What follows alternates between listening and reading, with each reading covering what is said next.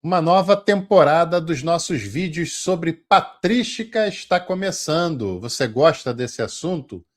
É um assunto muito necessário para quem estuda história, filosofia e principalmente teologia. E hoje, o personagem da patrística que eu vou falar com você era um homem de inteligência medíocre. Ué, isso existe na patrística? Existe. Fica comigo que eu vou te contar essa história com detalhes.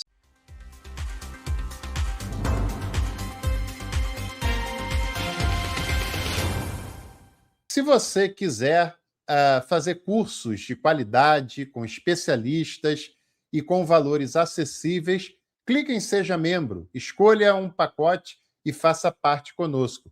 Quer uma dica? Tem curso de patrística ali também para você participar com a gente. Dá uma olhadinha e faça parte do Café com Teologia. Pessoal, fica até o final do vídeo que eu vou dar dica de livro para você também.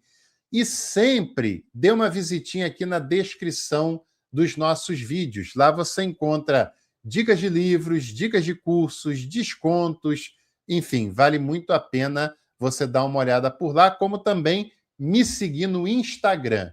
No Instagram, quase todo dia tem conteúdo novo de teologia, diferente daqui do YouTube. Será bem-vinda por lá também. Nosso personagem de hoje é Papias de Hierápolis, ou, como muitos dizem, Pápias de Hierápolis.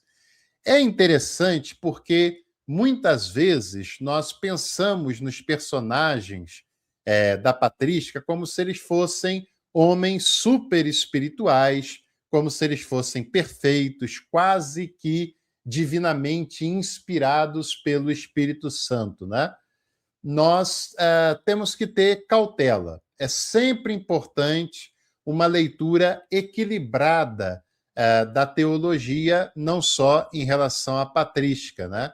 Quando nós temos uma leitura muito eufórica de algum autor, de alguma corrente teológica, geralmente a gente passa pano e construímos uma leitura não muito honesta sobre isso, né? Ou quando a gente olha com desconfiança, provavelmente a gente vai deixar de fora elementos que são relevantes e que a gente torce o nariz. Não podemos estudar teologia como quem torce para um time, né? Mas analisá-lo com equilíbrio, com sensatez. A patrística tem muitos elementos importantes, eles construíram um caminho muito relevante, o trabalho deles foi de grande valia, mas, claro, também tiveram os seus limites, tiveram os seus contextos, tiveram as suas dificuldades. O Pápias de Hierápolis quase não se sabe nada a respeito dele.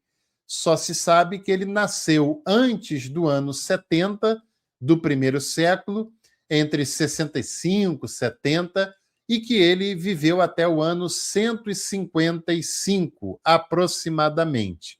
E que ele teve contato com o apóstolo João, muito provavelmente ele foi ordenado bispo pelo apóstolo João. É claro que naquela época esse processo de ordenação, né, esse processo de constituição de bispo e tal, era bem diferente do que se tornou ao longo da história. Era algo muito mais modesto, era algo muito mais espontâneo, né? Muito menos formal, mas é provável que o Pápias de Hierápolis tenha tido contato com o apóstolo João e tenha sido ordenado bispo por ele próprio, o que dá, claro, um prestígio muito grande para um personagem daquela época, pelo princípio da sucessão apostólica, né?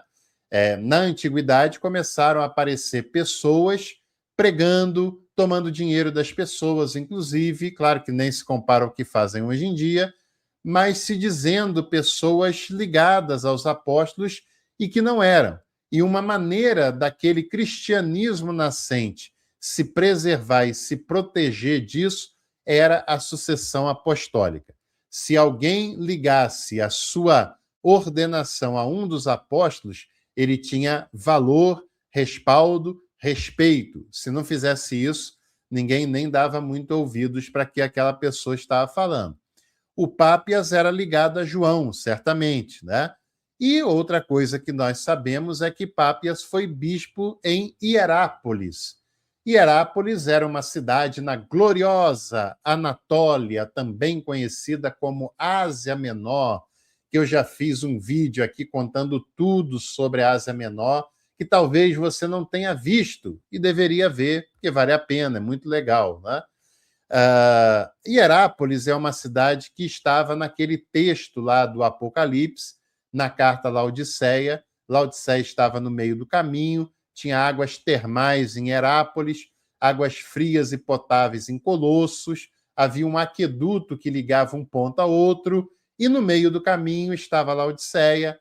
A água já tinha perdido suas propriedades medicinais, não era mais quente, não era fria ainda, não era água potável, e era uma água péssima para ingerir, né? A gente já fez um vídeo falando sobre Laodiceia, sobre as demais cartas do Apocalipse, todas elas na Ásia Menor. Depois você pode acompanhar esse conteúdo aqui com a gente, né? E o Pápias foi bispo nessa cidade, em Hierápolis.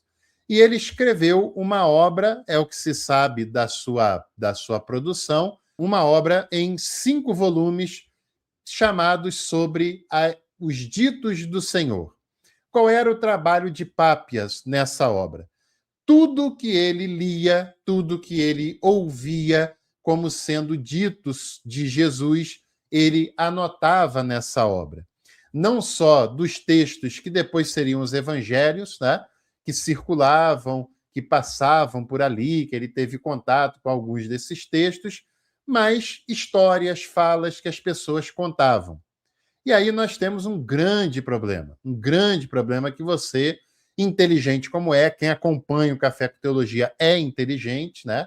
Já deve ter sacado, já deve ter percebido que quando você começa a anotar ditos que teriam sido falados por Jesus, sem saber analisar exatamente essas fontes, você vai certamente colecionar falas que foram ditas por ele, que foram atribuídas a ele, que fazem sentido, como também vai anotar coisa que não tem nada a ver, né? E foi essa crítica que um outro grande nome da patrística, esse sim, um grande nome mesmo, Eusébio de Cesareia, o grande historiador da igreja, né? Todas as informações que nós temos até o início do 4º século da era cristã vem da história eclesiástica de Eusébio de Cesareia. E se você quiser um episódio da patrística sobre Eusébio, escreva aqui embaixo Eusébio de Cesareia. Se a gente tiver uma adesão grande, a gente faz um conteúdo sobre esse importante personagem da patrística. O Eusébio critica o Pápias, claro, ele não conheceu, são de épocas diferentes, né?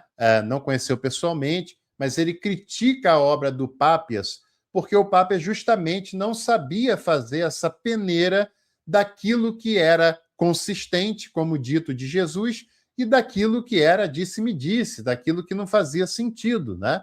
E por isso Eusébio considerou o Pápias como um homem de inteligência medíocre. E você talvez nem tenha imaginado que um personagem da patrística seria chamado de alguém de inteligência medíocre, hein? Já pensou se Eusébio ouvisse boa parte dos sermões de hoje em dia, hein? Nossa, ele arrancaria os cabelos da cabeça e da barba, para falar a verdade, né?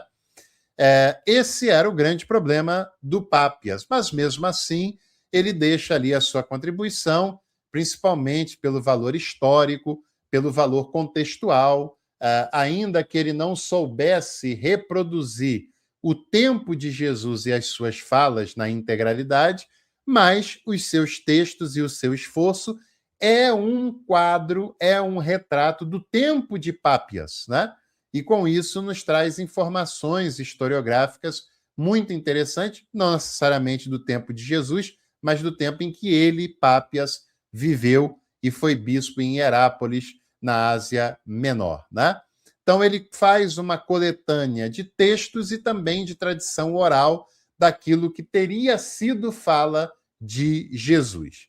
Então, como eu disse, ele viveu entre o primeiro século e o segundo século, e outras coisas controversas estão envolvidas em Pápias de Herápolis. Ele era um defensor do milenarismo, a ideia de que Jesus estabeleceria na Terra um governo de 1000 anos.